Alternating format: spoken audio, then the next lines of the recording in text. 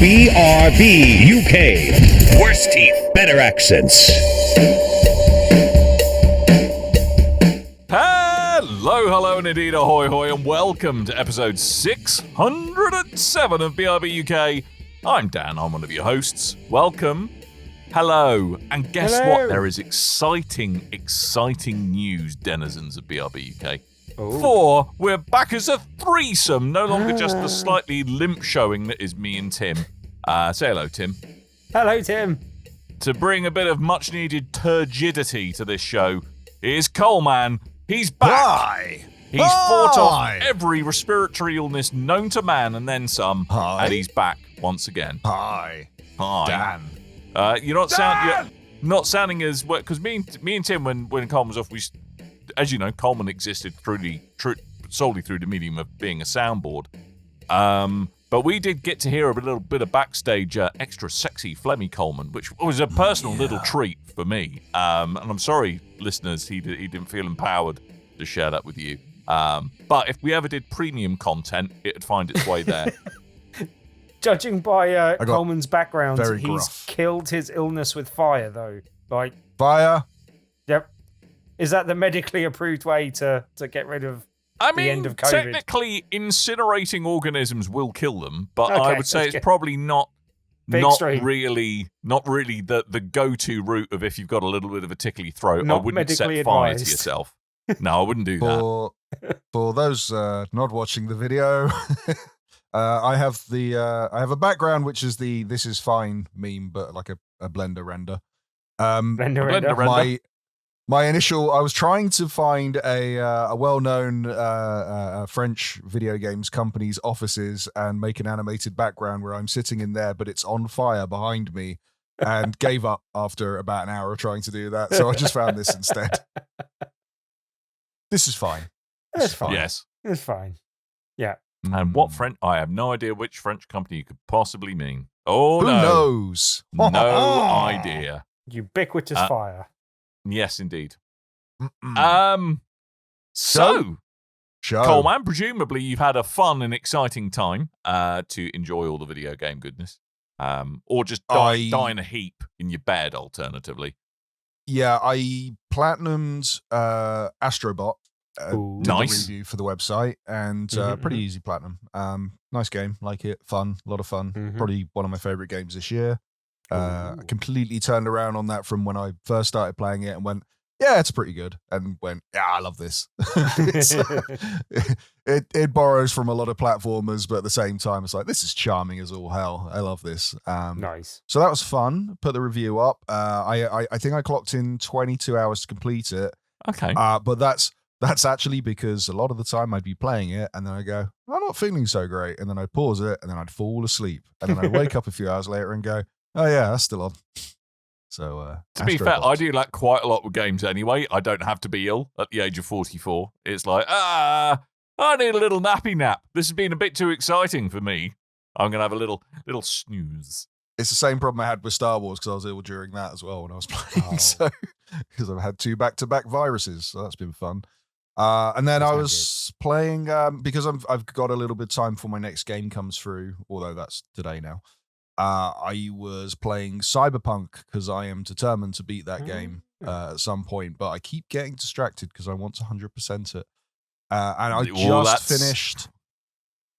I've just finished the Phantom Liberty, and what a cracking piece of DLC. That's that was good. Yeah. And yeah. Are you massive dicking it, or? No, I did get it on the Steam Deck because it was the base game was on a sale, and I just could not get it running in a way that I was happy with it. And then it got verified shortly after that, and I thought, I'll give it a try. But then they released the Phantom Liberty, and that means you have to buy the DLC on both to cross your save over. And I wasn't willing to spend £60 on DLC. Fair enough. So I'm just playing it on PS5. But now I'm at a point where I beat that DLC and I'm back to the main quest, but it's a point where if I cross over into the main quest, then I'm continue with the story, then it's going to lock me out of everything else, all side quest stuff. So I'm trying to finish that off, and I'm on like a particularly tedious bit where there's like lots of police markers all over the map that you're going to and solving, well, not solving crimes, it's mostly just shooting people in the head. Making more and crimes to cover up the crimes that were originally there. Yeah, I think I have like 12 of those left to do, and there's loads when you initially start doing those. So I'm doing those, then I've got a few Columbo races on the case. It's Columbo, to be fair, wasn't a mass murderer. Just one more thing. Bang, bang, bang, bang, bang. It is a very fun game, and I keep seeing like sizzle reels of people doing really cool things with that game online, and thought I'd try. I go, I'm really enjoying this game. My character's very powerful at this point, and I don't get to do any of this cool stuff I get to see these people do. Like they'll go up against one of the big bosses and freeze time and throw like 1 million throwing knives, and then unfreeze time, and then all the knives will hit them at once and just insta kill them. And I was like, that looks really cool. How'd you do that? And then I learned how to do it. And I was like, oh, it's a choice of doing this or having quick hacks. I was like, but I love my quick hacks. I like going up to a big group of people and then hitting one of them with contagion, and it just spreads across all the bad guys. Or the one that I'm doing at the moment is you can instantly double the RAM that you have for a period of time, and then just hit every person in the room with which I know I shouldn't say on YouTube. S side for the edit. And they all the characters will proceed to pull out a gun or a knife and unalive themselves all at the same time. So that's pretty fun. Wow. Okay. I really like Cyberpunk. What a well-adjusted chap you are, Coleman. Yeah. It's so much fun. I think this has actually become my favorite game of all time.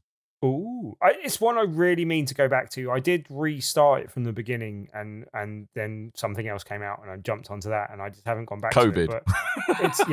But it's high on my list of things I need to go back and complete at some stage, because it is a great game now that they've patched out. Yeah, stick it on your end of the year, lols. And I think they have sorted out quite a few of the Steam Deck performance issues now. I think they've enabled AMD FSR, which is like the equivalent upscaling tech on AMD chipsets. So you can actually get a fairly solid or stable frame rate on it on your massive geek. Pro tip: target 40 frames a second. That kind of, from a frame time perspective, is didn't know your massive geek was having performance issues. It was. It happens to the best of us. To be fair, I mean, it was under a lot of pressure to perform well with Cyberpunk. So, we all know how that goes. I mean, there's been a lot of changes since I got the Steam Deck version, like the like I say, Phantom Liberty's come out, the final patch has come out. We're now at a point where there's a new version of the Steam Deck, more powerful version of the Steam Deck, so it probably runs better on there, and all these things to take into account. I might at some point, I think when I'm done playing this playthrough on the PS5, I might just start like a basic playthrough on the Steam Deck without the DLC, because I've done it now. It's fine, and then just go in and mess around and do handheld fun with that. But yeah, handheld fun with your massive geek.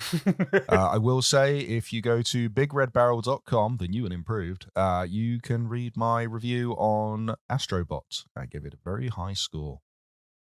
You gave it all of the scores. I'll put a link in the show notes. Indeed. So, I mean, Tim, you're the only one who's kind of formally played a game, and it looks worryingly VR-y. But I was just kind of quickly just jump in with. I haven't had a chance to play anything long enough to review. But what I have tinkered about with is the new DLC for Diablo 4, Vessel of Hatred. So that's the one where there's a whole new area of the map. You get a new character. I've literally only had a chance to, because I was away on work earlier this week, but thankfully I managed to download it just before needing to leave for that. So I've only played a little bit of it on the Massive Geek at the moment. But yeah, new character seems really, really, really fun. Much unlike all of the other. It's a Spiritborn.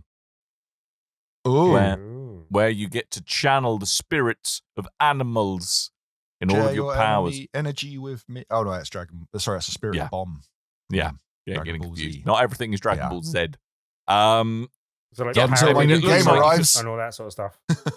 You can really kind of spec your character. It feels like there's lots of classes within one class. It seems like you can either go full defense, full offense, or kind of real glass cannon builds. Still finding my way around the kind of the build opportunities there.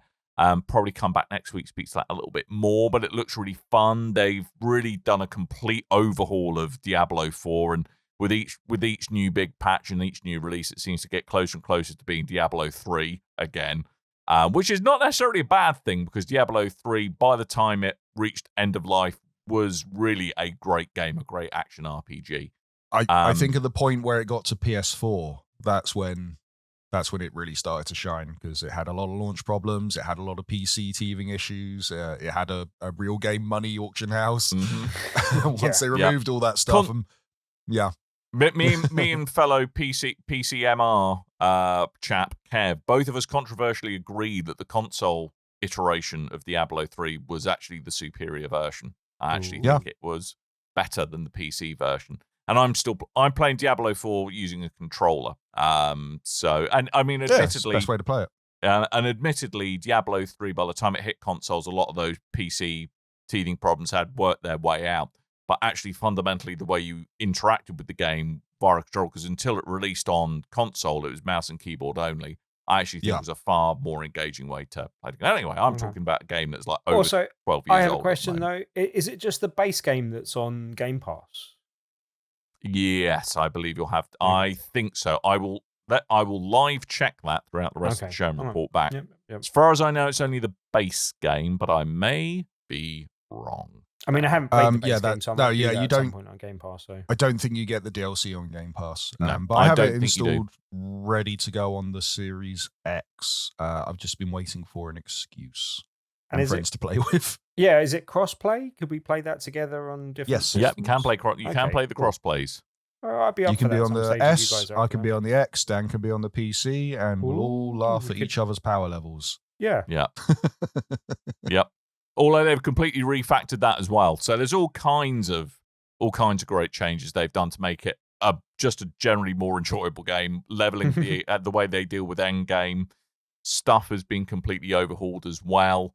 There's no more world tiers. It's like the torment levels that you used to get in Diablo. So yeah, I'm really looking forward to exploring it a bit more. Other stuff that happened was there's a new season of a new episode of Destiny 2 out. So I have been enjoying a little bit of that.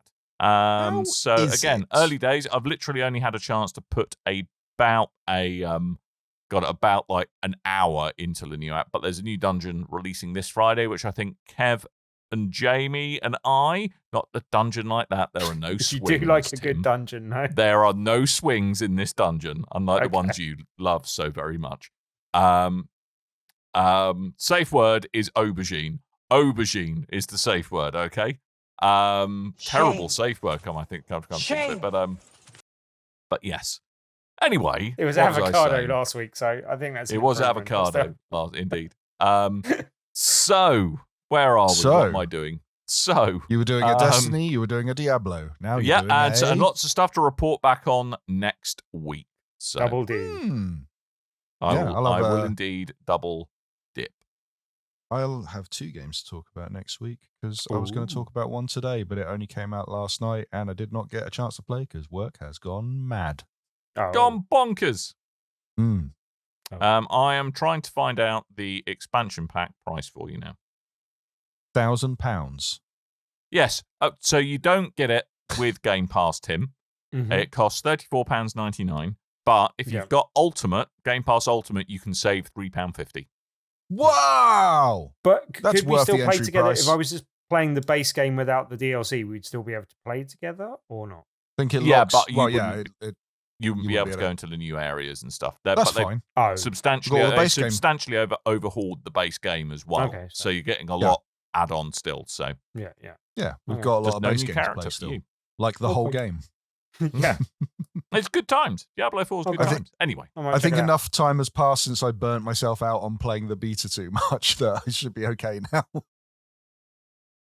Right. Played the beta so strap in, ladies and gents, because Tim's got a game to talk about. It's about it's bloody VR as well. It's Max Mustard. Yeah. Max Mustard. Coleman mentioned Astro Bot at the top of the show, and with Astro Bot turning his back on us VR gamers and He's venturing not into turning flat his screen back. arenas. He's not turning his back. Don't he give me has. any of that nonsense. He's not turning his back. Mate, the game is a normal game recreation of the VR game. I swear. I've been looking at the screenshots, like the videos. Don't encourage him. Jesus Christ. No. Genuinely. Yes. No, wait. No, I've got to put my foot down on this one. Okay. Plot to Astro Bot. Is it Astro Bot to the Rescue, or what was it called? The VR one. Rescue Mission. Yeah, Astrobot Rescue Mission. The plot to that is an alien. The Astrobots are flying around on a VR headset. An alien comes and nicks the VR headset and scatters all the Astrobots around, all the bots away. The plot of Astrobot is the bots are flying around in a PlayStation 5, and then an alien comes and steals the PlayStation 5 CPU. Coleman. Completely different origin story. It's got a lot of the same bosses and designs. Yeah, it's a very similar game. Can we all just agree, though, that encouraging Tim is not a sensible move when it comes to VR? I'm not trying to encourage Tim. Yeah. It's just you are trying to encourage him. It's something that I learned after I did the review. So, but anyway, long-term viewers or even longer-term listeners of the podcast will know that I am not the biggest fan of platformers, but loved Astro Bot's Rescue Mission. I thought it was a really good VR game. It's something where, you've got like the environments going on around you and kind of looking around and stuff. And Max Mustard has definitely taken a leaf out of that book and kind of a well-timed release with it not coming to VR. And this is now out on PSVR 2. It was previously out on Quest, and it's coming very soon. I believe tomorrow it's coming out on Pico. Steam and VR. Next week it's coming out on Steam VR. So well-timed to be talking about it. It's quite reasonably priced as well, especially compared to Astro Bot. It's $21.99 to $22.99 depending on which platform you are picking it up on. And it's quite a lot of game.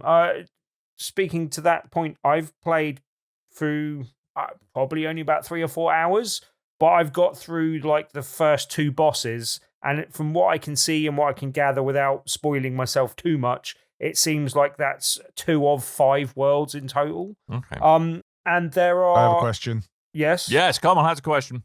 How exactly does one spoil themselves? Well, time travel. I don't Tim is see... actually a secret genius. Yeah, He's I don't want invented to time see... travel. Like, I don't want to read a full review by someone else because that would spoil my review. And I don't want to see stuff from the game that I haven't seen yet. But from what I can ascertain from the length of the game, from the achievements, and from other information I've been able to gather without spoiling myself too much. Right. I think Tim's... I'm glad you didn't spoil yourself, Tim. Yes. Spoiling, yeah. Wouldn't want to spoil myself. Okay. But yeah, Max Mustard is the titular character in the game.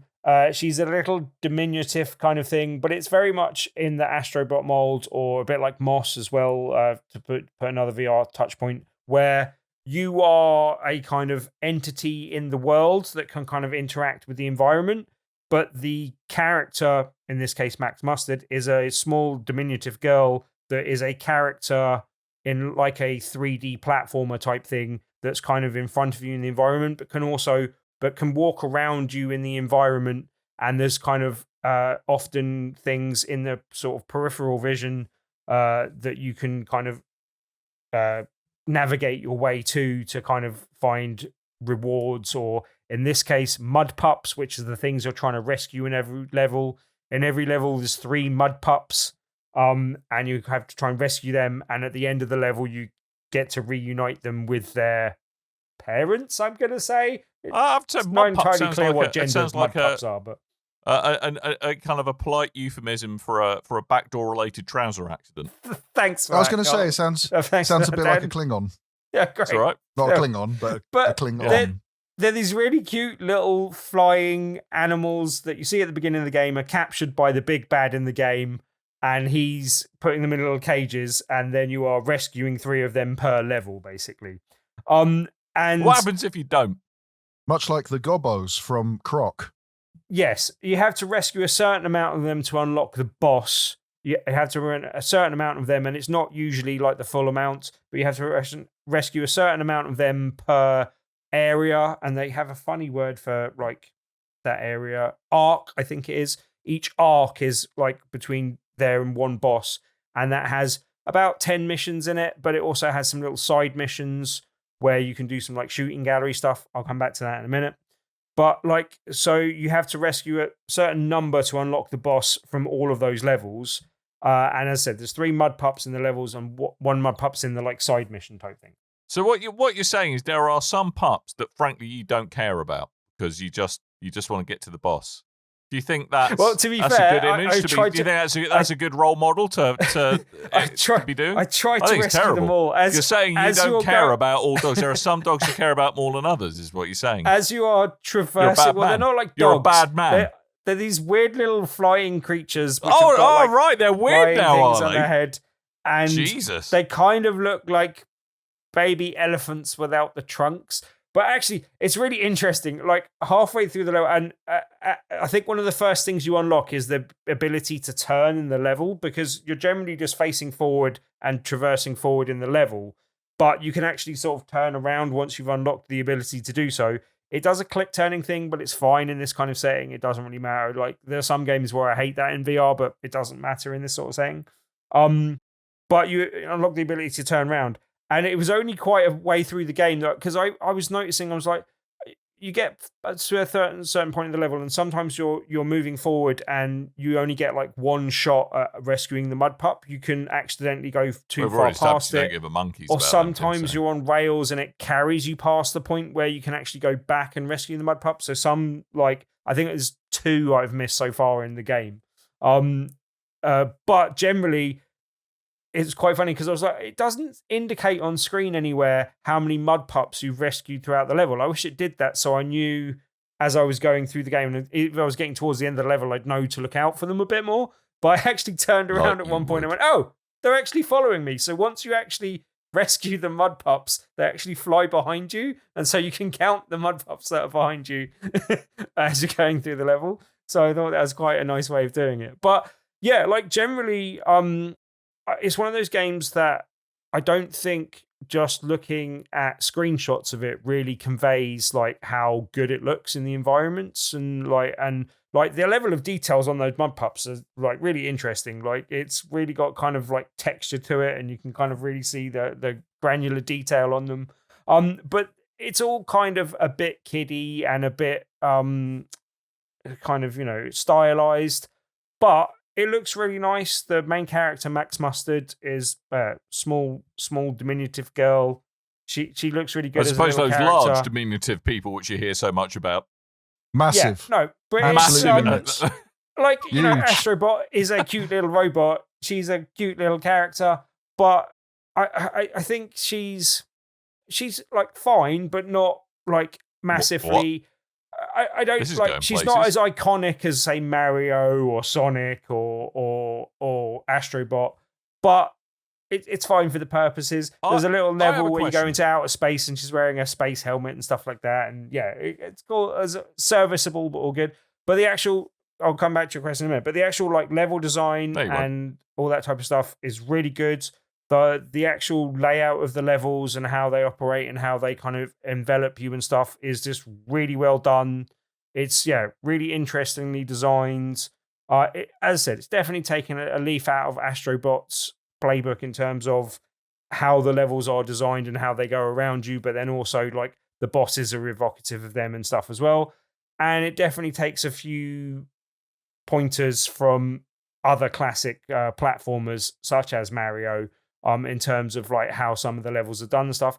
But there's always like an interesting mechanic to each level, and they're always really good at kind of platforming you, for want of a better word, in terms of like showing you how this level is going to work and then playing with that idea as the level goes on. For instance, there's one level where platforms disappear in time to the beat, but it's very good at kind of signifying how that happens. There's another level where platforms switch around every time you jump, which I'm guessing has been in a platform game before, but I haven't particularly come across that. But that seemed really cool. It kind of broke your brain of that platform's not going to be there when I jump to it, but it's going to be on the other side, so I need to jump in the other direction. And when you're kind of dealing with enemies on top of that as well, that can be quite stressful.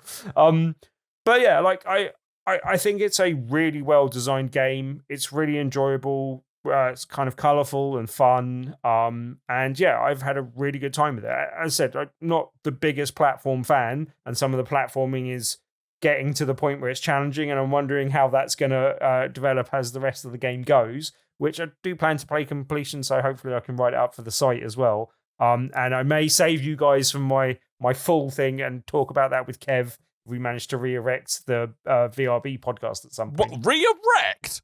What? Resurrect? He said re-erect. Okay. Jesus, That's what I meant Tim. to say. I'm not sure if I misspoke or you misheard, but it's not what I meant to say. I don't know.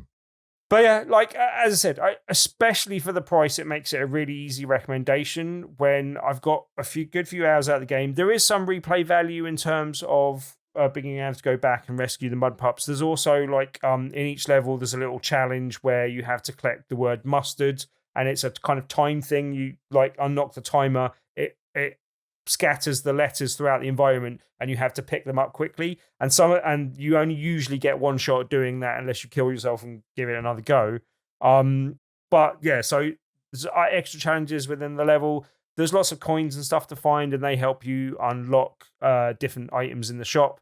The shops are nice, kind of VR, nicely implemented in VR. You actually have to physically pick up the package that you want and throw it in the bin in front of you, and then that unlocks the skill that it's got on the little tag in front of it.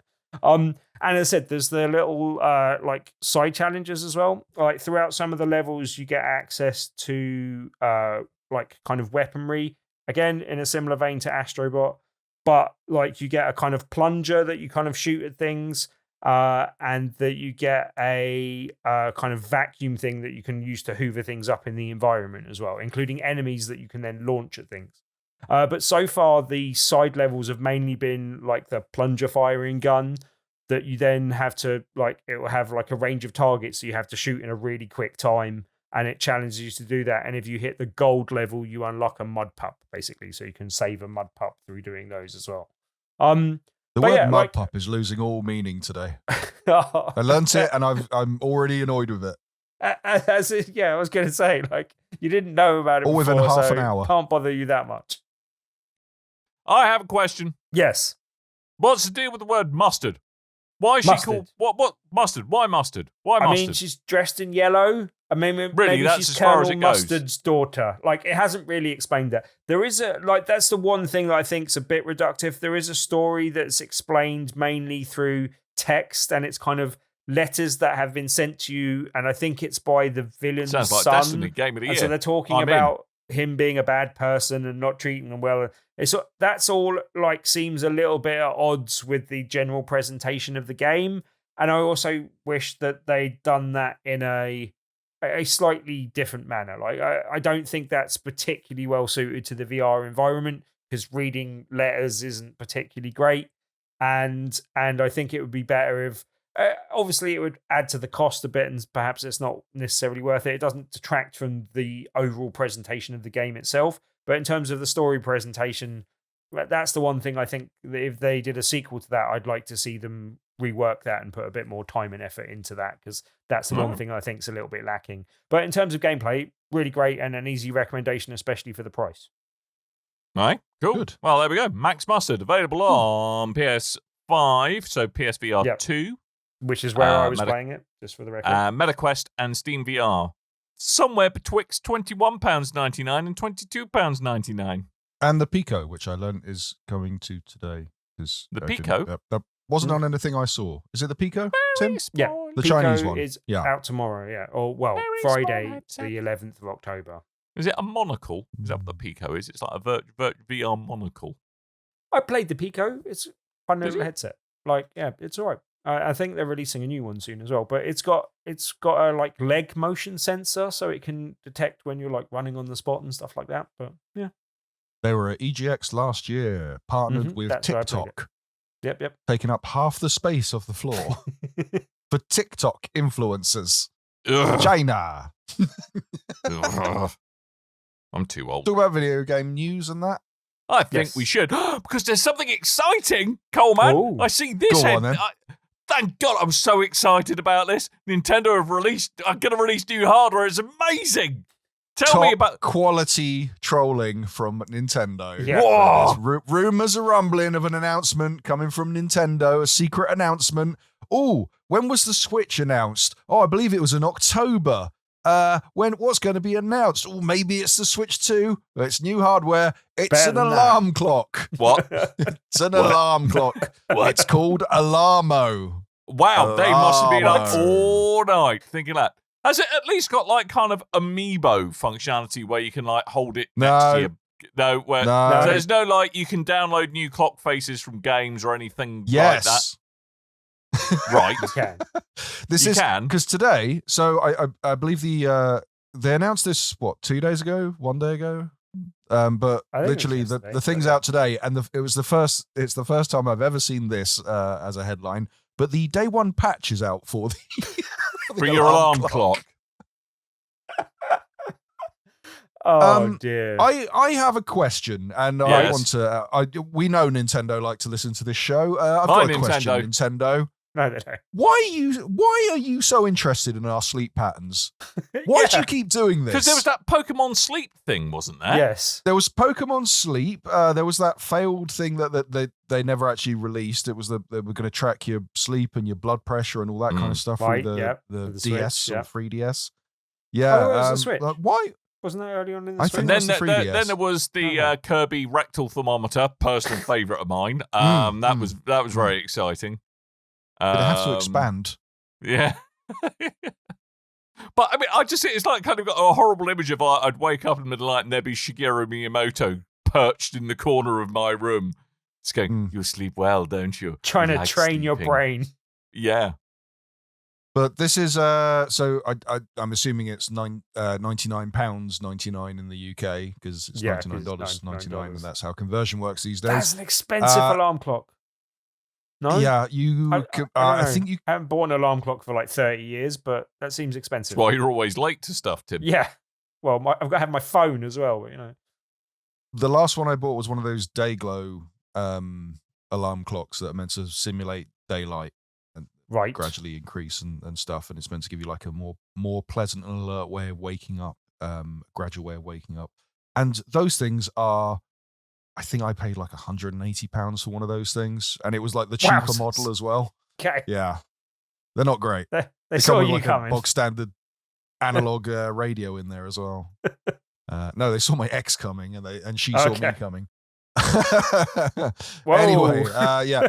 So this is an interactive All alarm right, clock. future Coleman, can we just have a needle scratch in post there after Coleman said that, please? I think we have. Hold on. Put it in right now. Oh, that's what she said. Anyway. There you go. Yes, it features 35 alarm themes from popular franchises like Super Mario Odyssey, The Legend of Zelda, Breath of the Wild, and Splatoon 3. Zelda. Blah, blah, blah, blah. Does Mario jump on your head to wake you up? That's what I want to know. Yeah, that's what Yeah, happens. is that how it works? That's what I happens. think that is that very specific club you go to in central London, Tim. Anyway, It's it also has. Oh, go on. Mario won't Talk jump about- on your face to wake you up if that's what you're asking. It also Tim. plays Oh, familiar sounds of which I saw a demo of today, and Yep. it's weird because it will play like background music of Breath of the Wild to kind of gently wake you up. Well, the idea is once you've woken up, it senses it senses motion, so it knows you're up, and it starts playing like background Scary. music for games and playing sound effects. So Tells if you're when you are walking around sleeping. like getting ready, brushing your teeth and stuff, you'll hear like the plinky plonky sounds of Breath of the Wild and rupees being collected. However, if you're playing Splatoon, you'll hear the gentle sounds of weird kawaii music and of the gun firing. It's quite weird. I mean, it's very Very odd. I mean, strange. Nintendo being Nintendo, there's like a ridiculous. Because Nintendo are so worried about anything going wrong or someone doing things with their with that might lead to harm. So there's right on the box of the Alarmo. It's letting you know it's an ingestion hazard. Apparently, it's an ingestion Dum, dum, hazard. dum, Don't dum, eat dum, your dum. alarm If- clock. Yeah? If society can't work it, you try and eat the alarm clock to make it I go have quiet. Kirby powers. Yeah. Yeah, it could happen. Pete Beckett says that this is going to be a disaster in the bedroom when naughty things are happening. You know, like when you're eating in bed. Yes. Very naughty. Well, Get it does crumbs. actually say so on the side of the box. I've got looking at it. It's for beds with pets or multiple sleepers. You'll be pleased to know, Pete, that the button mode offers a standard alarm experience. A standard alarm experience. Standard alarm experience. It's meant to track when you're getting into bed and start playing you calming music to get you ready to sleep, which is pointless in this day and age because a lot of the youth of today don't go to bed to go to sleep. They go to bed to sit there for a couple of hours while they scroll through TikTok or Instagram or something of that ilk. So it's a bit wasted, that function. This is clearly aimed at like very, very young children, but it's weird that they've done all the promotions with much older people in the no children in are the trailer. buy this, surely no. Just adults, parents maybe for as children. presents. I think it's obviously a Christmas grift, but still just in time for Christmas. But if you want to pre-order, you've got to go through Nintendo Switch Online. Oh, that explains then why on the product page it says Nintendo Switch Online required, because I was like, really? For an alarm clock? What? Well, you have to go online for the downloading patches, I'm assuming. Nintendo. I would also assume I'd also assume that they're going to add more faces and music and things I'm really surprised patches. they didn't find a way to like kind of if you bought a new game, you could like do the NFC functionality from your Switch and kind of characters or scenes from the games you've been playing find their way onto the alarm clock. That would have seemed like a bit of a slam dunk if you ask me, but what do I know? Is that something that could have been hacked by nefarious people to put porn on it though? Is that why Nintendo didn't want to put it online or anything? No? Minge-tendo. It's not what I was thinking. It's okay. Bringing that one back. Come on, you can do better than that, Coleman. You come up with that. There's an animation did I on come it. up with Minge-tendo? Wow. The point rests, Coleman. You can do better than that. Just because I sing to that level doesn't mean that you have to. Don't sing to Dan's level. Yeah. I'm going to randomly take that animation and I'm going to put it in the show notes. I'm going to link it on this story so anyone goes, we'll find out about the alarm clock, and it's just going to play that. Yeah. Oh dear. I want that. I kind of wish though that the way to turn the alarm off would be like a proper Mario question block that you have to jump into and headbutt in order to make the alarm go off. That wake you up. You can get those. They're little light up blocks. I think they're as night lights, and you put them on the wall, and then you punch the bottom of them to turn them on and off, and it plays the coin sound when you do it. That's actually quite cool. I thought so. They also do it at that Universal Studios Super Mario World thing as well. There's big blocks everywhere, and you punch them and get coins on your NFC bracelet. It's very silly. Before I say Tim's this, I know really trying to say something. Yeah, it's an odd thing to pick up on, but is it just me? Like, they seem very determined to make sure you know it's wired. Like, in the product shots, they're showing the wire, and on the front of the box, they're showing the wire coming out the back of the thing. It's just not what you normally do with a product. Do you think they're just determined to make sure people know that it's plugged in for some reason? And I can't really think. Sure. I do not know. Maybe it's because it looks, from the shape and the where you'd have the bells on the top, it looks like a traditional alarm clock. So they don't want people to think that it is a wireless alarm clock because of that. I guess. Yeah, that makes sense. It's also, I've noticed it's got a Wi-Fi symbol and a little letter symbol, like you're getting messages on it as well, which seems a bit weird. It's so Shigeru Miyamoto can really creep you out by sending you messages. I was watching you sleep again. I know when you sleep. I was watching you sleep. Why were there two people in the bed? There's usually only one person in the bed. Why were there two people in the bed? Why? I think. Yes. I think the messages are from Nintendo characters in character. So the alarm will go off, and you'll put it in snooze. I was watching you sleep.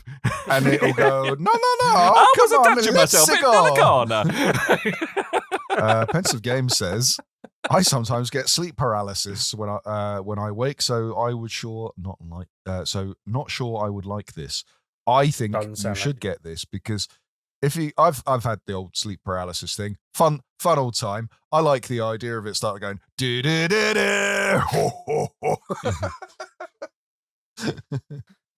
Da da da da da da. Da-da-da-da-da-da. Ah, I'm trying to scream, but nothing's coming out. What That's game my sleep character would paralysis. you like to wake you up in the morning, eh? This could go places. Oh, that's easy. Solid Snake. I wanted to whisper sweet nothings into my ear. Oh my god. It's 6 o'clock in the morning. My Metal Wake Gear up, Solid. sleepyhead.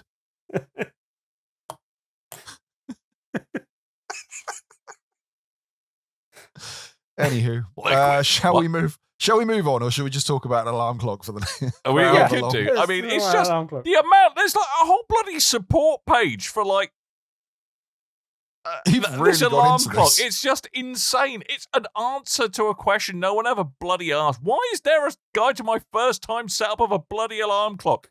Nintendo, you need to go home. You're drunk. Okay, you're drunk. Stop it now. Stop it. Right. Speaking of inappropriate game companies. Oh, Sacrebleu. Shall we, is this? shall I'm just shall going we to play the guess it's Ubisoft theme? Ubisoft. Yeah. Good guess, Dan. There's the I mean, Ubisoft theme. Here it yeah. is. no, you're going to go with hello, hello. Well, it has two uses. It's David Cage and it's Ubisoft. Yeah, exactly. Bonjour, Some I'm would Yves say Guillemot. that is racial I profiling. am named after a seagull. I have as much business acumen as the seagull. My name is Gilmo. The incredible. Le CEO de Ubisoft, incroyable. Sounds Ubisoft. awfully like your David Cage impression. It did confuse me there. It's almost like I only have one French accent in my repertoire, Tim. It's almost like that was the case. Almost. Anyway, So, sorry, Coleman's giving me the disappointed look over the video feed. I'm going to shut up now. It's your own time you're wasting, Dan. So, And everyone else's. It is. I thought this was fairly. So I, as a rule, I try to kind of steer us clear of let's talk about financials of video game companies and stuff because It's amateur boring. podcasts, you just want to know if the game's good and like how does it play and stuff. If you'd recommend buying it, I tend to find anyway. But every now and then there's something like Microsoft buying Activision Blizzard King, or flipping Tencent buying everything, or Talking of which, it's interesting, yeah. So Ubisoft, they've had to come out and acknowledge rumors of a recent buyout. So they've said that of course they regularly review options, and this is in response to last week's report from Bloomberg News, where they said that the Guillemot family is considering a buyout from Tencent, which wouldn't be surprising because Tencent, they like to buy video game companies, or they like to buy into video game companies. They own a lot of stuff. I'll see if I can put up the list in a minute. but don't they already have quite a big stake in kind of the Guillemot family's like parent company that does all the That investments? gets very complicated. Yeah. It does. And it gets very to muddy. be fair, Ubisoft shares are about a penny. They've actually crashed in price recently. So since this report, so the stocks went down following the launch of Star Wars Outlaws and the negative reaction to that game coming out, and the since the announcement of a potential buyout, their stocks actually went up by 30%. So, I think people are looking to get some money out of this, but. I think so. What it looks like, the idea is that Tencent would buy remaining stocks of Ubisoft and add that to the Guillemot family's stocks, existing stocks and shares already, and then they would have a takeover of Ubisoft, and then the company would go private, which some people like the idea of, some people don't like the idea of. And a lot of the people that like the idea of, they seem to be centered around one thing. Oh, that will stop them making woke games now, because we don't have to put women in games anymore. Put people of colour in games. It's all very disgusting. And yes, they may very well do that, because Tencent is a Chinese company. If they decide that they have a specific way of working with things, and that is they don't follow the traditional norms, but they do follow Ooh, microtransactions. They bloody love them. They are that's very true. big in mobile gaming, and they love bringing that model into everything. So that could be where we see things going for Ubisoft. And I think the Gilmore family are all about this, because from what we've learned of the Gilmore family over They're seagulls. the last, they're all seagulls. We've known that. But Hughes Gilmore, he seems to very much care about being in charge of Ubisoft and not much else. Not the games, not the quality of the games, not the licenses that they're using, definitely not the workers. So if you do see a takeover from Tencent, you can see money being made by nickel and diming everyone in every which way they can. You'll see a much heavier focus on Assassin's Creed and the Tom Clancy licenses. And you'll probably see a massive layoffs, because some investors have previously said that they should be cutting their workforce by 10,000 staff. Where for the level of business that they're doing at the moment, they need to axe almost half their staff. Yeah. And I mean, Tencent will do that. They're very big into being very shrewd when it comes to other video game companies. I think it's a shame that everyone's holding up Star Wars Outlaws as the nail in the coffin. And timing wise, that hasn't helped. It did depress their share price when the game came out and didn't review well, and then initially didn't sell well. I think overall, I bought 2 copies. I think overall, time will be kinder to Star Wars Outlaws than those initial reviews. A lot of people online are talking about, and it might be my kind of bubble of, because I was talking about this a bit as well, but a lot of people are talking about how much they're enjoying Outlaws. I do think it has improved a lot since the patch.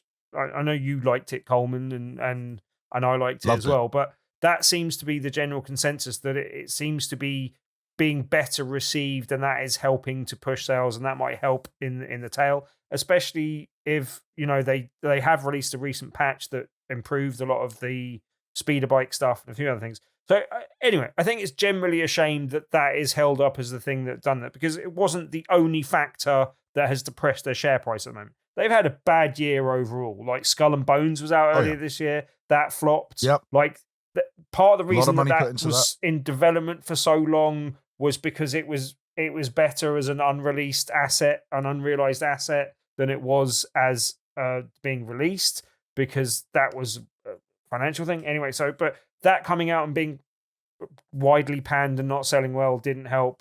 Also, the delay of Assassin's Creed out of this quarter will have helped kept that share price depressed after the release of Outlaws as well. So that hasn't helped the situation as well.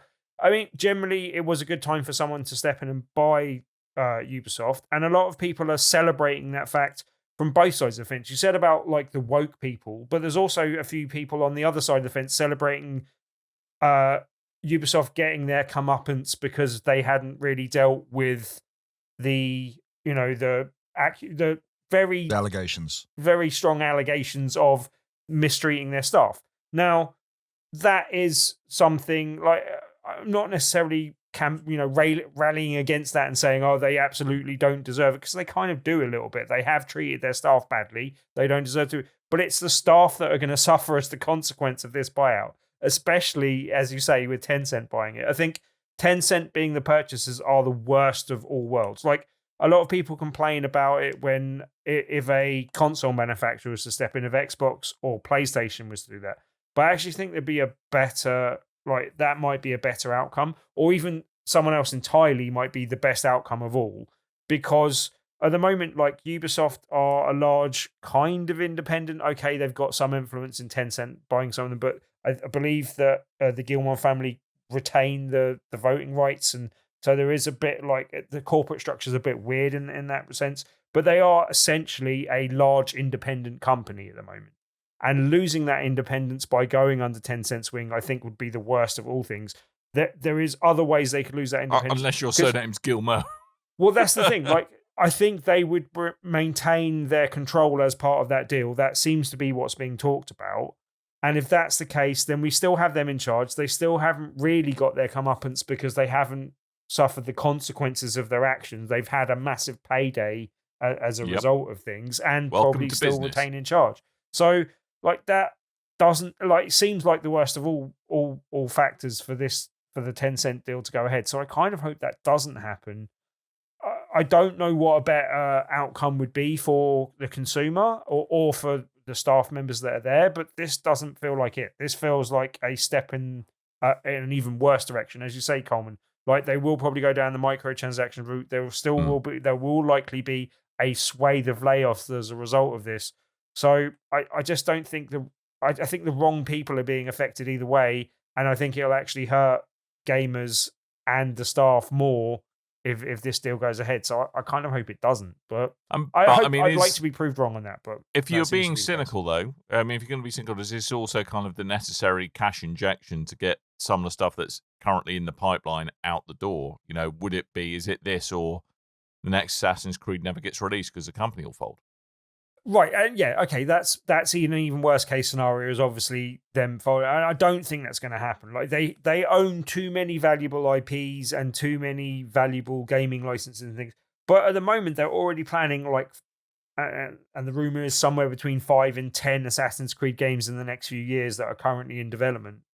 I don't think oversaturation of something that I think is already slightly oversaturated is the answer. Like, I think they've struggled with sales through two different reasons for their licensing games, and one of them was generally thought about the Avatar one, but it was badly timed in terms of when it came out in relation to the movies. And Star Wars Outlaws, I think, if they'd have just delayed it by a month or so and got it into a better state before they got into reviewers' hands and given them a better, longer run up to that. I don't know if it was a financial quarter related thing or there was some way they had to get it out at the day they did, but it felt like the wrong decision to rush it out and not give reviewers an extended period to deal with it and not get that day one patch into the hands of reviewers before they did. And it seems like they're just running from fire to fire at the moment, which is why Coleman's background is particularly relevant. But yeah, we're having a fire sale. It doesn't seem like a well-run company at the moment. It doesn't seem like they're taking the right lessons from what they're doing wrong and applying them in the right way. And I don't know how we get them to I think it's too big a tanker to shift and turn around quickly enough for them to recover in time enough to not have an even worse outcome possibly come out of it. So, yeah. Do you know what Ubisoft's current market cap is around? It's a beret. Actually, billion, have a market beret. Thank you very much, Cole. Yeah, 1.9 billion euros, I believe, is the current. We've got no takers for that joke. Market beret, not market cap. Didn't hear going what for you the third said. time. Sorry. Sorry. Market go. Market beret. Going. It was good. Going once. I thought it was all right. I thought it was okay. I thought it was all right. Unfortunately, all right. I couldn't find the rim shot in time. There you go. Thank you. Thanks. Happy now? Tip you waiters. Cool. Thanks. I'm sorry. I'm here all week. Dynamite drop in, Monty. That broadcast school really paid off. There you You go. got a Have a Ubisoft soundboard for Eagle. that. That's There you their go. price. So Nose the diving market into is that hay. But yes, so 1.73 market. billion euro. Wait, it's sorry. Last time I wrote this down, it was $1.8 billion. And do you know what they value the combined value of Assassin's Creed and the Tom Clancy license? No. $10 billion. Oh. Seems off, doesn't it? Oh. Yeah, something's wrong there. Now, I don't know stocks and shares that well, but Yeah. something seems amiss. Seems like a good Yeah, that bargain doesn't to sound pick good. up. So does that say that Ubisoft actually is costing itself money, is what you're saying? Yeah. They are not Good running their work. business well at the moment, basically. But when Sony paid what was it, $3 billion for Bungie for basically Destiny and a bit of Marathon? that was a dumb move. I mean, I'm as Destiny apologist as they come. That was a dumb move. It seems like a slight overpayment, and you could pick up a whole No, Ubisoft because they're going to get a hero billion. shooter out of it. That's what Sony needs right now. Not Yeah. the hero Shooter. we've been looking It's all right. for. And if that falls through, there's an extraction shit. Oh, wait. Oh. Damn it. Oh. Anyway. Yeah. Anyway, there's a couple of things we probably ought to just quickly rattle through with the rest of the news. Fair enough. Red Dead. Red Dead Redemption is coming to PC. That's good. That is but yeah, good. It's And I I'm thought this has already come to PC about 10 years it's ago, but okay. never come to PC, Tim. I Red Dead realise that Redemption now. 2. But Red Dead Redemption 2 came to PC, and slight spoiler, I guess, for the game. When you finish the story of that game, it kind of opens up a whole new section of the map, which is the original map to Red Dead Redemption, which got a lot of people thinking, oh, well, if we're never getting Red Dead Redemption on the PC, maybe they're going to do a remake using the new engine and everything, because, there's a lot of the original game here. No, they're not. They're just doing a port of the game to PC, but with improved, 4K resolution, 144 hertz refresh rate, HDR10 support, advanced upscaling technologies, and I think it's being ported from a studio in Middlesbrough, which is interesting. Oh. Keeping it in the UK. I thought that was interesting anyway. But yeah, it's Red Dead Redemption, which includes the Undead Nightmare expansion, which is brilliant. I love the Undead Nightmare expansion. I never played so it. And it's coming out near Halloween, so yeah, there's something there. Depending on price, I'm tempted into this. Although if it comes to Steam, then being a Steam sale at one point, I'll pick it up on the cheap. But I looked at the screenshots. There are things that look impressive, but I'm more so I kind of just want to play for Undead Nightmare again because I love the campiness of that DLC. Well, I have to say, it being ported in Middlesbrough is about as far from the Wild West as you can get, because it's very much the mild east of the UK. So, right. An Alien Isolation sequel. IGN reviews be damned. We're getting a sequel to Alien Isolation. Alien Isolation 2. Which is, again, by Creative Assembly, the developers behind the first game. And, it marks the 10th anniversary of the original game's release, which means, because this game's got some special significance for me, especially. Does it? Because, I did a couple of guest spots here and there on Big Red Barrel, and then Tim asked very last minute while I was on my way home, hey, can you jump on and help me do an interview about Alien Isolation with our good friend Ollie Smith?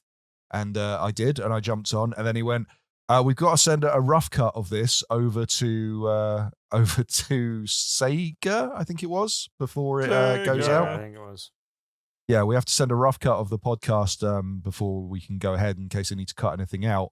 The editor is busy. Can you do it? And that's when I edited my first BRB, all because of Alien Isolation. Oh. Thanks, Alien Isolation. Yeah. And then I took over. Damn you, Scots and Americans! He's in the walls. Yeah, I'm excited about this, and it's. I mentioned the IGN thing. There was a whole thing where IGN gave it a pretty bad review. I think it was Ryan McCaffrey, who's like one of the heads over there, of editors over there. I'm not fully sure what his title is. And he put out a joking tweet saying, I guess my review didn't harm it at all. Like, well, I mean, it took him 10 years to get a sequel, you dick.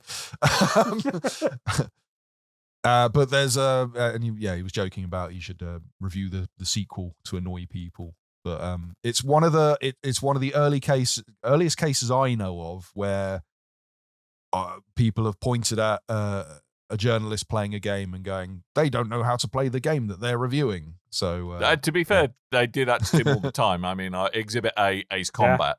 I was going to get to that. I was going to say, since then we've had debacles with the Doom remake, with Cuphead and Ace Combat. Yep. Fun times. We're all terrible at video games. True fact. I would argue if you're really good at video games, it makes you bad at communicating about video games. Like, you need to be average. Holy generalization, Batman. There you go. I mean, not always, but I think it helps. No platforms and no release date have been announced yet, but I am looking forward to that. And played the first game again recently, like within this year.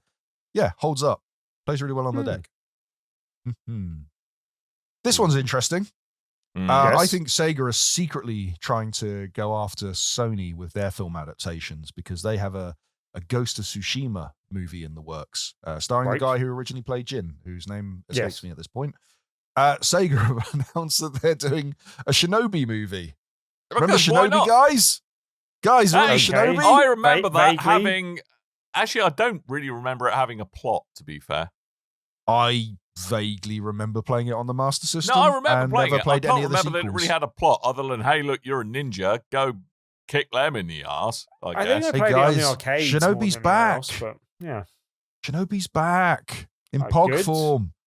I'm wondering if this is part of, because Sega announced last year that they were going to do a big focus on revamping their main licenses, like their famous classic licenses, and I'm wondering if Shinobi's part of that, and the film is a tie-in to. They've got something big planned, and that's why we're getting a film as well. They haven't been good at doing that for the last few years. I'm glad that they are, especially when they're revisiting things like Crazy Taxi and Jet Set Radio. Although I'm worried about the state of both. I want a games as well. Daytona movie. That's what I want. Daytona. be amazing. Daytona. Oh, and that's all going to be the movie. It's just going to be an hour and 50 minutes of him holding that note. It's going to be incredible. Daytona. That's enough news, I think. Daytona. Oh my God, what do you mean that's enough news? Yeah, that's enough news. I've decided. No, there's more news. No, I've decided, Dan. No, there's more news. God. And I'll bring the news back. Hayter, he did a tweet about a character he hasn't played since Metal Gear Solid 3. Voice is slightly hurting. David Hayter might become back as Solid Snake. David Hayter teased on social media that he's been in the recording booth to voice a role that he hasn't done in years, which it can only be one thing. It's Rorschach from The Watchmen uncut, the test footage where he voiced Rorschach. He's Remember? done Well, that's more because games. Hayter co-wrote the screenplay. I know. That's probably why he was just subbing in. He's like, can't find it. I'll do it. My God. Oh my God, tonight a comedian died. What? What? Good. Yes. He's Dan worked just on more really wanted games to than do a Metal date. Gear, though, no? It could be something else if he hasn't said that it's explicitly Metal Gear. Yeah, he did Metal Gear Solid. He did Metal Gear Solid 2. He did Metal Gear Solid 3 Snake Eater. He did Metal Gear Solid The Twin Snakes. That was a pretty good one. He did a few Metal Gear Solid games, Tim. Okay. He did do quite a lot. If it's not Metal Gear Solid Acid or Acid 2, I don't care. He could be reprising his his role from Star Wars: The Old Republic as Jedi Knight (brackets male). He could be reprising that role. Is one thing he could be doing. Are you just looking up David Hayter's IMDb now? Yeah, a little bit. Yeah. Okay. Shall we wrap up? We've got Probably should. a fair Never. bit to do still. Oh my! What? Good. Yes. Come on. What? Do the thing. Oh, my face! My face! You should buy my face, is what you should do. Sorry, I got terribly distracted by looking at David Hayter's IMDb page. I'm very sorry. Yes, you should buy my face. My face is on several things that you can buy at tpublic.com/store/BRB. My face is there. Things that need my face on them are there. You should combine the two in some kind of face clothing smorgasbord and wear them about your person liberally with giddy abandon and go down the shops and go, hi, I would like to buy some prunes. Have you seen this man's face on my face? And I'm also wearing a t-shirt. Thank you. Those are some lovely prunes. I will see you soon. Good day, sir. Good wait, day. Dan. Yeah. That's not all. Actually, our merch on over on tpublic.com/stores/BRB everything's currently 35% off. Holy arbitrary percentage, Batman. Yeah, I know. That's the highest discount you can generally get, so it's a good time to buy. Wow. I think we should, just for a good time, I think we should all go over to tpublic.com/stores/BRB with our credit cards in hand and just have a good old time. Just buy Or everything. alternatively, Let's just go spend money that crazy. you actually have. Yeah. Alternatively. Let's And just go also- crazy. Rather than the slightly unsuccessful Dan's face front and center t-shirt What do you mean my that I was face is wearing last unsuccessful? week, your face has not sold well, Dan. That's all I'm saying. But this one has. This one is probably one of our more popular designs. Dan! It's from episode 500. Bleezy's lovely artwork of us with the DeLorean and the three of us. So it's got all three of to our be fair, faces that's on it. largely- And your that's face is a largely us- much smaller percentage, Dan. So it's sold That's us better. cashing in on Bleezy's actual talent, which none of us Yes. three have. Yes. So Yeah. Yes. I believe Thank you once Bleezy again, makes Bleezy. half a shiny shilling every time one of those is sold. Mm-hmm. We I really ought to believe start I owe paying him a in drink or modern two. money. Yeah, we should do. Or Mhm. buttons. Pay him in Buttons. buttons. Buns are good. Buttons Tim? are good. Chocolate buns. Enough about buying my face, which people should do. Oh. tpublic.com/stores/BRB. Tuesday is a Tuesday. Tell us what's Tuesday happening on top of tables on a Is Tuesday. indeed a Tuesday, Dan, and each and every Dancing. Tuesday we do an event called dance. Tabletop Tuesday at the Loading Bar in Stoke Newington. Most Tuesdays we have a different feature game, and if you play that feature game that evening, you can win a copy of the game at the end of the evening. This week's feature game is a game called Marvel Villainous. Good one in the run-up to Halloween. You can sort of take place of Marvel villains battling it out. Each character's got different powers, so it plays a bit differently every time you play it. If you play as one of the different villains, you got Can you Thanos. play as Doom? Doom's not in there, no. Sorry. Can you play Boom. Kang? No. Too soon. It's funny because he's not in the Too films soon. either. No, not anymore. Snap. He's been cancelled. But you can play Thanos and Hera Ooh. and a few others. 3 others. What about Hela? Oh, that's what I meant. Yes, not Hera. Hera's in Star Good. Wars. But not Marvel. Henrietta Lack. No. That is a cell biology deep cut right there. That I think no probably idea what Spike you're and Chris talking might about. get. Can you play Okay. as Ironmonger? No, but you can play as Killmonger. Titanium Man. Killmonger. Ooh. Killmonger. Mm-hmm. Dan, you name some ones. Taskmaster. Yes. Taskmaster. Ooh. Mm-hmm. The Rhino. No. Greatest Marvel villain. Oh. I am the Rhino. But you can Venom. come along and play Marvel Villainous this week at Tabletop Tuesday Loading Bar, and you can win a Carnage. copy of the board game just by playing it. You Ultron. entered into a free prize draw, which we do at the end of the evening, and you can win a copy of the game. For more details, go to the right-hand side of bigredbarrel.com, where we have a post for Tabletop Tuesday, or search Tabletop Tuesday on meetup.com to join our massive meetup group with loads of other marvelous people. Or just come along to the Loading Bar in Stoke Newington this here Tuesday. It should be a fun one. It's a good game. Also, as we've been speaking about aliens, I'll give you an exclusive insight, as I did, well, not quite exclusive because I did mention this on Tuesday to people, but we have an aliens themed special coming up for Halloween this year. We have multiple games to give away, as well as extra prizes. It's going to be a really, really good event. So, yeah, if you're interested in coming on to our Halloween special, that is at the end of the month on the 29th, I believe, of October. So that's definitely one to look out for. I have more details on that soon, but it's definitely one to come along for. If you haven't been to Tabletop in a while, or you've never been to Tabletop, that is an excellent one to start with. Well, it's always. I've never seen a tabletop. That is particularly never in your Yeah, life. You've just never seen the legs. top of Just a table. legs. Yeah. No, I He's just always have a been, desk. that's why he always holds plates. He doesn't know he can put them down. He had a hard upbringing. Well, there were no tabletops.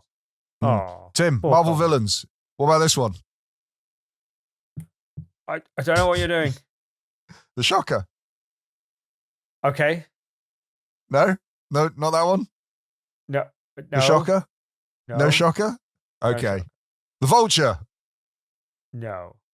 To be fair, I'm not entirely sure who the 5th villain is, but I think if you said them, I'd probably remember. MODOK. Disney. MODOK. Yes. Don't believe it's MODOK either. Spiky We've said Chris the says I'm 4 out of tabletop 5 blind. that I can remember, and I'm not sure who the 5th is. I have seen it and played it before, but I don't remember who it was. Good. Okay. But it's a good game. Definitely worth coming along for. Good price The too. game says Stanley. Stanley. No, he's not a villain. No. He's a hero. No, he's not a villain. He's the hero we all deserve. No, he's more. Yeah. Stanley, I would say, is more I than mean, that. he might be a Marvel zombie now, but Whoa! Jesus Christ, Tim, too soon. Favorite Stan Lee cameo, go. What? Favorite Stan Lee cameo, go. Oh, the one where he's in the strip club. it's quite good. Deadpool. Yeah, Quite there we good. go. Deadpool. Mine's a tie between Amazing Spider-Man, where the Spider-Man lizards are fighting behind him while he's just oblivious because he's got headphones on. Yes, that is probably the best, I think. Or randomly, I watched, I think it was called Teen Titans Go to the Movies, and Stan Lee keeps popping up doing cameos and keeps pointing out that he's in a DC film. He's like, I don't even care. I just love cameos. That's pretty good. That's good. Yeah. What about you, Tim? I think you named the best one. I think is the one of him in the library when the massive lizard man fight's going on behind him. I think that's probably the best. I think that's the best one. Oh, that and when he's one of the Watcher, he's like the agent to the Watcher. Okay, yeah, it's not bad. That's not pretty bad. good. What was that? Guardians 2, I think. Okay. Thank you for listening to this show. If you've enjoyed it, you got a weird taste. I That's didn't. Okay. We're weird too. Worst show ever, as Dan says. If you've enjoyed the show, please make sure to go to bigredbarrel.com. Where? It's new, it's improved, it's big, Where? it's red. Where? That's where we keep our podcasts, we keep our articles, we keep our news posts and trailers, and everything is on there. Go check that out at bigredbarrel.com. While you're there, you can find links to our social media, such as X, Threads, and Facebook at Big Red Barrel. You can also find us on YouTube and Twitch. Twitch is Big Red Barrel. YouTube is Big Red Barrel TV. And there's also a link to our Discord available on bigredbarrel.com, which Dan likes to completely read out as... discord.com/invite/to-have-wa. One day we'll have a vanity URL. But yes, make sure to go there, ask us questions, because you can ask us questions. This one comes from X, actually. It's from Vimesy. Ooh. He says, I have a question. Yes. This is really one for Tim. What's the best video game port of a physical board game? Which I know what you're going to say, Tim. It's Trivial Pursuit on the Amiga. No, you are wrong. Actually, very, very wrong, Coleman. For all sorts of ways, but particularly in that way.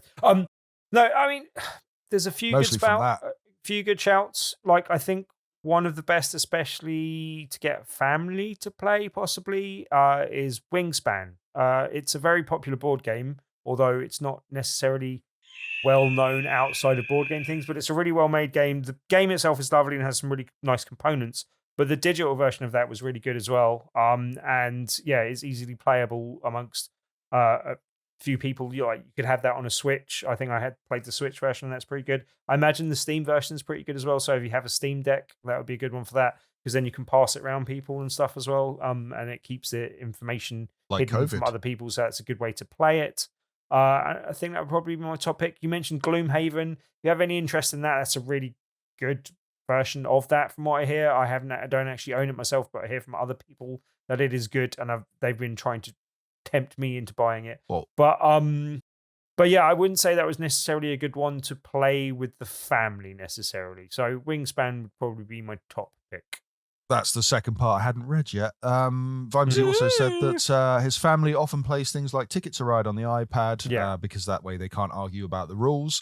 Gloomhaven, and he's heard about Gloomhaven, but he wants other recommendations. I was going to say I love Ticket to Ride. If you want a slightly easier game that's in the same sort of vein as Ticket to Ride as well, Catan, there's some really good digital versions of that as well. And so you don't own that yet as well. That's a good one for that as well. I would say, because I found out, I didn't know this, you might be interested with this. There's a really good interpretation of board game to video game. I've got this thing called Jenga Tetris. Do you know they made a video game of Tetris? It's really good. Amazing. You should play it. It's really good. I like the NES version and the Game Boy version. And there there's are other one on VR, board but game you don't have to worry about versions that are a better approximation of Tetris than Jenga Tetris as well, Coleman, but still. And then just for fun, I went onto the Discord into our BRB UK chat, and I said, because I was forgetting what games are coming out this year. I was feeling a bit mopey about the state of video games, and I couldn't remember what was coming. So I asked. I said, are there any video games that haven't come out this year that you are still excited for? Yeah, the first one I got was no, which was good. But Nitwit jumps on. He said, Metaphor Refantasio? I don't. I've only seen a lot of people are going on about that game. I've never heard of it until about a week ago, and then I've heard lots of people talking about it. It seems to be doing quite well in reviews. Yeah. It's one of those Atlas type games in the style of Persona, I think. But there's a lot of hype for that. Dragon Age: The Veilguard, which I keep going up, down whether I'm excited about that or not. I think not finishing the last game kind of sullied me on that one. Call of Duty Black Ops 6. No, nah. I'm actually excited for the fact I get to play the campaign and I don't have to pay money for it because I'll play it on Game Pass. So yeah, I'm you are paying money reasonably for it. excited for that. It looks You're kind of renting interesting from the stuff I've seen of that. Don't start them off. Don't start them off. Don't start them off. For the love of God, don't start them off. No. That is cool because I only ever play the campaign and never bother with the multiplayer. Exactly, so sticking it on Game Pass is quite a good fit. Yeah, I'll give that a try. Rue went. Oh, sorry. You also said Stalker 2. Any takers? Yeah, Stalker I 2? don't know where to go with the Stalker series. Like Stalker 2, Restraining the order. new one, or is that the reissued one? I don't. Restraining order. I don't know where I am with that. But right up. I like the look of it. No I idea. just never played any of them. Where do I start And with then that, Nitwit? Let me know. Stalker probably. I mean, that's probably. But do I was I have having to a have guess. played Stalker to play Stalker 2? Is it better I to don't just jump in on Well, I Stalker would 2? probably. So I'm asking. I don't know. I'm not gonna exactly. Google That's why I'm Stalker asking for you, someone that Tim. does. Yes, Indiana I'm really, Jones and the Great Circle, which I completely really forgot excited about. for I that. am excited Yeah. for that game. Yeah. Yeah, I'm looking forward to that. Again, especially as I don't have to pay for it. Rue said Metal Gear Solid Delta, although not sure if that's actually coming out this year. Yeah. Not sure. But New Zelda is out, so she is good. It's aired. He says Metaphor Aired. Fantasio. DQ3? DQ3? Dragon Quest. Mario and The Quest Luigi for Dragons. Brothership. Mario and Luigi Brothership. It's a nautical I Mario and forgot that Luigi game game. existed. Brothership. Yes. Kind of forgot my Switch Kev existed. says pretty much the same see as what I did Nitwit, there, but he by the also way? wants to drag. Sorry. Brothership. Never mind. Yeah, that was the thing. Yeah. Kev said same games as Nitwit, but he wants to add on Dragon Ball Sparking Zero. So do I. I've got that coming. It should be here today. And Batman Arkham Shadow, which I also forgot about. I didn't know that was this year. Now I can play PC VR games. I'm looking forward to that. Soul Reaver 1 and 2 remastered. Yes, I'm looking forward to that. And also might get round to Vessel of Hatred at some point. Ian said Soul Reaver, he wishes he could love them, but they just look like arse. Have to agree, Ian. They don't Yeah, look fair great. enough. Such a random release in 2024. Dragon Age and Stalker, and then Fortnite Chapter 6 for him. Random Fair Fire enough. says Planet Coaster 6. Planet Coaster 2. Two. Someone put the cursor next to 6 and it confused me. The man called Rick, he says Metaphor, Yeez 10. Yeez 10 Nordics. Legacy of Kain Soul Reaver 1 and 2 remastered. A lot of shout for that now. Dragon Quest 3 HD 2D remake. I'm actually curious about that because it looks really good. And I've never really gotten into Dragon Quest apart from when I tried to play the first one on Switch when that weird re-release came out for a couple of quid. Sam Rowan says Mech Warrior 5 Clans, which they've announced today. That is coming to Game Pass day one. Oh, So you can play with friends. And he's not really looked into the other scheduled games coming out I this haven't year. played one for And a then few years, Dragon but Master. I like the first two. But yeah. Dragon Master Cafe. Dragon Master Kale. Cafe. Dragon Master Cafe. Cafe. Stop highlighting words when I'm reading. It confuses me easily. Dragon Master Kale says, I'm definitely on board with Dragon Age for the excitement train. Hopefully, I'll have fixed all the world's problems in Frostpunk 2 by then. Ooh, Yeah, I hear Frostpunk 2 is really good, but unfortunately, I hear Frostpunk 2 has been really, really good, but has not been selling well, unfortunately. The studio came out and said, it's not. Isn't it on Game not Pass? broken Isn't even. that part of the problem? Um, Do day one I don't Game think it Pass? is. Is No? it? I thought sure. it was. I don't know. I thought know it we was, put and then trailers up. I keeping an eye out and didn't see it, so maybe I'm wrong. Anyway, I thought I'd share that. I reminded me of some games that are coming out that I'd forgotten about, and now I'm more excited for than I what was. I'm going to throw out there, Windblown. Is what I'm looking for. Like from the makers of from Dead Cells coming out. Early it's in your access. one. Like, It's in your ones to watch. certainly is. So I'm just going to. Have they announced the release date yet? Because it's still TBC on our It's list. early access, October 24th. Ooh, okay. So it looks like I'm the only one who has a game that got delayed. Uh-huh. The curse of Lovely. Coleman strikes again. Mm-hmm. Yeah. One of mine was for comedic value, Skull and Bones, though, because I was told the ones to watch, and I just thought it'd be hilarious to watch that crash and burn. You know what it means. Yes, it's one to watch. It doesn't mean it's going to be any good. One to watch crash and burn. Yeah. I mean, you picked Forspoken last year, and you really didn't like that. I loved it. If you've enjoyed the show, we did that bit already. If you could leave us a review on whatever podcast platform you are listening to us on, or if you want to leave us comments on YouTube or Twitch or anything like that, please do so. Reviews do get fed back to us through the algorithm, and we can read them on the show if we like them. If we don't, then we'll pretend you never wrote them, and we might actually report you for hate speech. I don't know. Can we do stuff like that to reviewers? I don't think so. I mean, it's a bit of a Trumpian solve for negative feedback, but every now and then, if I'm bored, I like to go on news. Threads and report all of Tim's messages out. Yeah, as I mean, spam. how else is he going to learn? To be fair, how else is he going to learn? But this is clearly a VR spam account. Get rid of him. Just to clear up what I was saying, it seems that Frostpunk 2 is coming. Is out, but only on PC, so not much good for me. PC Game Pass. Does PC Game Pass work on Mac? I'm guessing not. No. Probably not. I'm guessing no. No. No. No. There you go. Stalker is pure Eurojank. Wait for the sequel and start there, says Demily. Yeah, it's good to know. Cool. Right. Should we wrap up? I think we should. Mm-hmm. Good. I am spent. Are you? Yeah. That's that pleased look on your face. Mm-hmm. We're going to go. We've had enough of Poke me this a show. clipper. And I think you have too, listeners. So we're going to wrap this up. But go check out all the things that Coleman said you should go and check out. And if you forgot what the links are, they're in the show notes because Coleman's a legend. Show notes. I forgot that. We'll be back next week where we will talk about stuff and all things once again. Hopefully I will have had a chance to sink more time into Diablo 4 to prevent Tim talking about VR games ad nauseum. I'm going to finish Max Mustard. No doubt we look forward to another 52-minute diatribe on the qualities of said mustard. We're going to go. Thank you very... What? Dragon Right, Ball all right. Z. I think it's time for Coleman to go home now. I think he's had enough Needs a little excitement lie one down. evening. I don't want to alarm you, Coleman, but there Coleman's seems to very be a tired. fire behind you. Something is on fire. Ah, Don't think this it's is fine.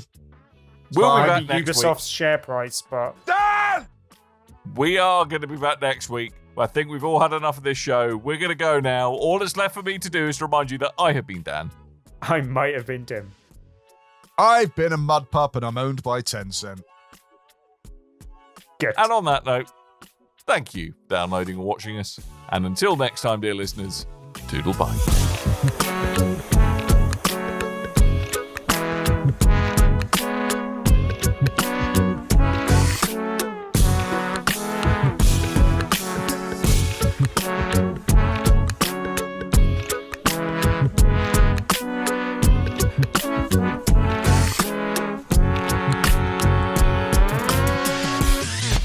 You and your ears are quite welcome. For the podcasting goodness that you just heard. Why not roll on over To BigRedBarrel.com. for more podcasts? News, reviews, and videos from the biggest, reddest site on the internet. BigRedBarrel.com. Oh, wow. Showcasing your exceptional support. So if you too want a dinner that you'll never forget, which I'm guessing with fantastic means that they'll show up, you'll all show up to the restaurant and they'll leg it, leaving you to foot the bill. Yeah. That's what I'm guessing it would be. That would be unforgettable.